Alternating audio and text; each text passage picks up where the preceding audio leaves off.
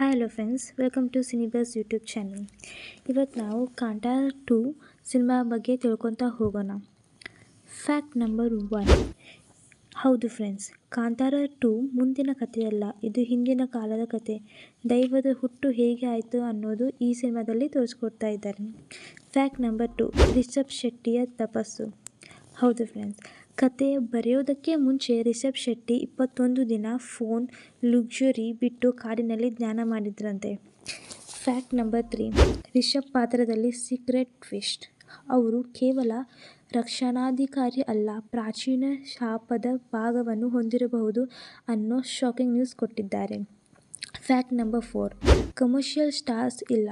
ಹೌದು ಫ್ರೆಂಡ್ಸ್, ಕಾಂತಾರ 2ನಲ್ಲಿ ಯಾರೂ famous star ಇಲ್ಲ, ಎಲ್ಲ ನ್ಯಾಚುರಲ್ ನಟರು, ಹಳ್ಳಿ ಜನ. ಇದನ್ನು ರಿಯಲ್ ಮಾಡೋದು ಅವರ ಗುರಿಯಾಗಿದೆ. ಮತ್ತಷ್ಟು ವಿಡಿಯೋಗಳಿಗಾಗಿ ಸಿನಿಬಸ್ ಯೂಟ್ಯೂಬ್ ಚಾನಲನ್ನು ಸಬ್ಸ್ಕ್ರೈಬ್ ಮಾಡಿ.